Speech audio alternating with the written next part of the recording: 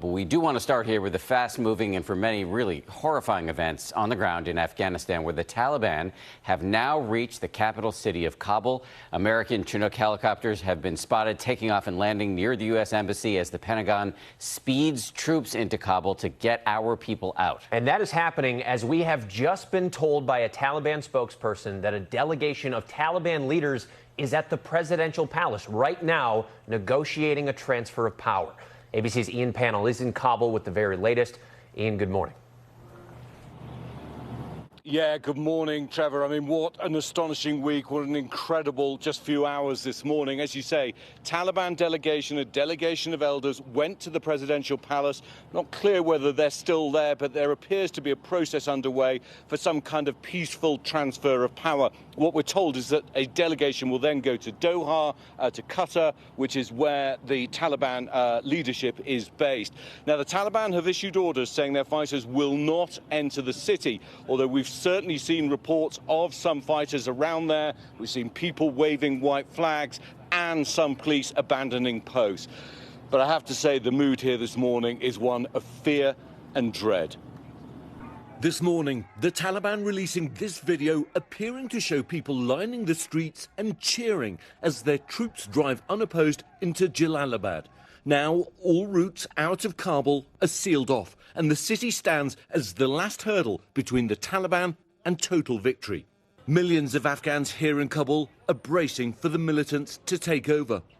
Chinook helicopters could be seen taking off and landing near the U.S. Embassy as the emergency evacuation gets underway, and a heavy Afghan security presence lines the streets of the capital, which holds out as the government's last bastion, insurgents inching ever closer. Recently, life has become difficult for people.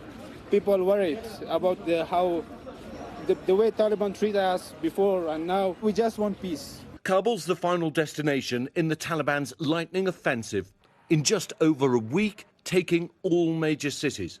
The Taliban's white flag now flying over places like Herat. And as the Taliban approaches the capital, many are desperate to escape.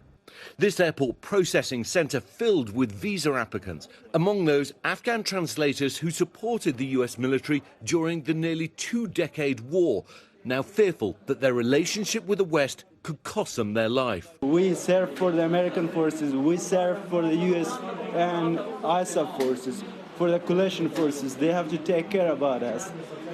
It is our turn to be helped. President Biden announcing he'll now rush an additional 1,000 US troops to Afghanistan, bringing the total to 5,000 to help evacuate Afghans who helped the US, as well as US personnel on the ground. This as his administration faces growing criticism for how they handled the withdrawal of troops in the first place. Most people I've spoken with generally feel as I do, and that is that as much as we'd like us to leave Afghanistan, the way that we're choosing to do it right now is a mistake. Tom Amenta served in Afghanistan in the early 2000s, now watching in anger and horror as the country's left to crumble.